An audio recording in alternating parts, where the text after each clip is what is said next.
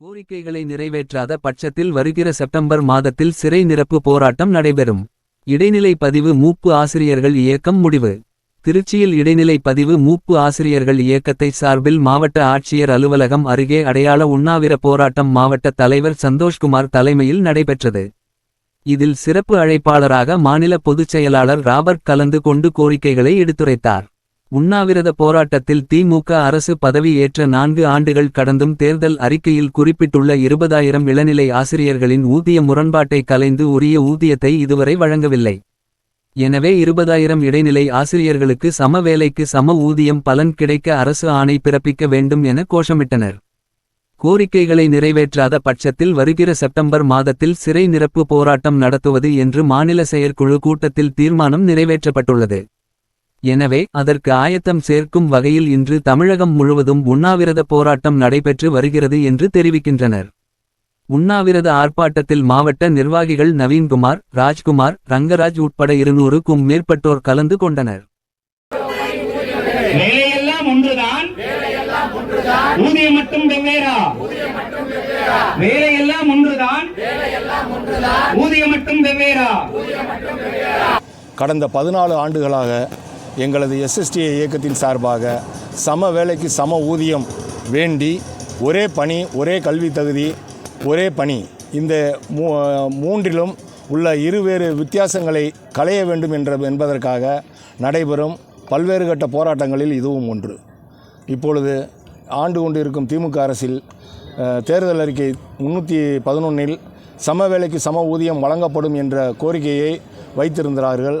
அதை நினைவூட்டி கடந்த 4 ஆண்டுகளாகவே நாங்கள் பல்வேறு போராட்டங்களை நடத்தி கொண்டிருந்தோம். கடந்த 1/1/2023 அன்று 3 நபர் ஊதிய குழு அமைத்து இந்த பிரச்சனையை சரி செய்வதற்காக ஒரு குழு அமைக்கப்பட்டுள்ளது. அந்த குழு அமைக்கப்பட்டு 2 ஆண்டுகளாயும் ஒரு முன்னேற்றமும் இல்லாத காரணத்தினால் இப்பொழுது மாவட்டந்தோறும் நாங்கள் உண்ணாவிரத போராட்டங்களை நடத்தி கொண்டிருக்கிறோம். அடுத்து சென்னையிலே ஒரு நாள் அடையாள உண்ணாவிரத போராட்டம் நடைபெறுவதற்கும் அதுக்கு கலந்து ஆலோசித்து கொண்டிருக்கிறோம். அது நடைபெறாத பட்சத்தில் நாங்கள் அதற்கப்புறம் கடுமையான போராட்டங்களை மேற்கொண்டு இந்த சம வேலைக்கு சம ஊதியம் வழங்கும் வரை எங்கள் போராட்டத்தை தொடர்வது என்பதை இந்த கூட்டத்தின் வாயிலாக தெரிவித்துக் கொள்கிறோம். அமைச்சரையும் எஜுகேஷன் செக்ரட்டரி, ஃபைனான்ஸ் செக்ரட்டரி எல்லாரையும் நாங்கள் மாதத்தில் 2 முறை தவறாது சந்தித்து கொண்டிருக்கிறோம். முடித்து விடுவோம் குழு கூட்டி சீக்கிரத்திலே உங்கள் பிரச்சனை களையப்படும் என்று தான் சொல்கிறார்களே ஒழிய, ஆனால் அதற்கான வேலை நடைபெறுவதாக தெரியவில்லை. நாங்கள் போய் ஒவ்வொரு தடவையும் டைரக்டரிலிருந்து education secretary, education minister, expenditure, finance director எல்லாரையுமே நாங்கள் போய் பார்த்துட்டு அவங்கள்ட்ட எல்லார்ட்டையுமே சொல்லி ஞாபகப்படுத்தி நாங்கள் கொடுத்துக்கிட்டு தான் இருக்கிறோம். எங்களோட ஆசிரியர் பணியை நாங்கள் செஞ்சு கொண்டிருந்தாலும் இந்த வேலையையும் எங்களுடைய இடைப்பட்ட காலங்களில் நாங்கள் செய்து கொண்டிருக்கிறோம். இது சம வேலைக்கு சம ஊதியம் என்பது மத்திய அரசுக்கு இணையான ஊதியம் அல்ல. எங்களோட மாநிலத்திலே எங்களோடு சமமாக வேலை பார்க்கும் ஆசிரியருக்கும் எங்களுக்கும் உள்ள ஊதிய முரண்பாடை தான் கேட்கிறோம். சம வேலைக்கு சம ஊதியம் என்னும் ஒற்றை கோரிக்கையை வலியுறுத்தி தமிழ்நாடு முழுவதும் 1/6/2009 பிறகு நியமிக்கப்பட்ட இடைநிலை ஆசிரியர்கள் தமிழ்நாடு முழுவதும் ஒவ்வொரு மாவட்ட தலைநகரத்திலும் இன்று அடையாள உண்ணாவிரத போராட்டத்தை தொடங்கியிருக்கிறார்கள். இன்று அடையாள உண்ணாவிரத போராட்டமானது அடுத்த மாதமே தொடர் மறியல் போராட்டமாக நடைபெற உள்ளது. இது இன்றல்ல நேற்றல்ல, சுமார் 16 ஆண்டு காலமாக, அதாவது இதே திராவிட முன்னேற்ற கழக அரசு 2009இல் பதவியேற்ற பொழுது, இந்த 2006இல் பதவியேற்ற பொழுது இந்த ஊதிய குழுவில் மிகப்பெரிய பாதிப்பை சந்தித்தோம்.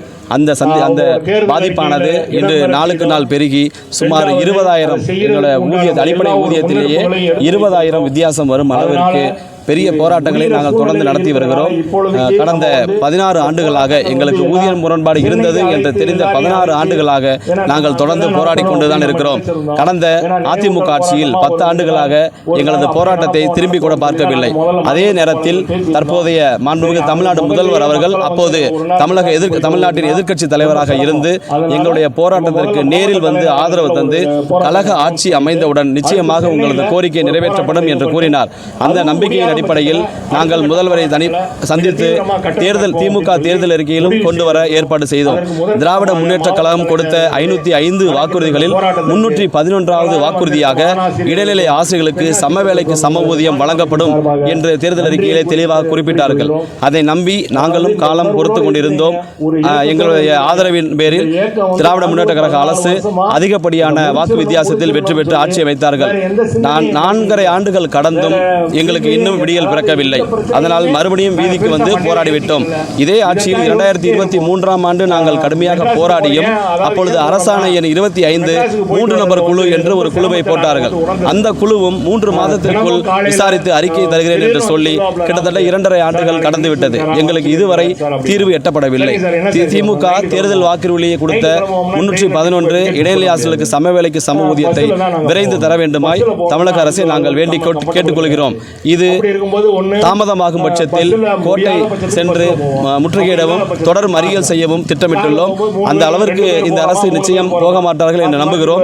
ஏனென்றால் இந்த அரசாங்கம் ஆசிரியர்களுக்கு எந்தவித ஆட்சியிலும் பாதிப்பை ஏற்படுத்தியது இல்லை என்ற நம்பிக்கை எங்களுக்கு இந்த நிமிடம் வரை இருக்கிறது. ஆகவே இந்த கோரிக்கையை, ஒற்றை கோரிக்கையை விரைந்து நிறைவேற்றி எங்களுக்கு உடனடியாக சம வேலைக்கு சம ஊதியம் என்ற அரசாணையை வெளியிட்டு சுமார் 20,000 ஆசிரியர்களின் அவர்களின் குடும்பங்களின் வாழ்வாதாரத்தை காக்க வேண்டுமாய் தமிழக அரசு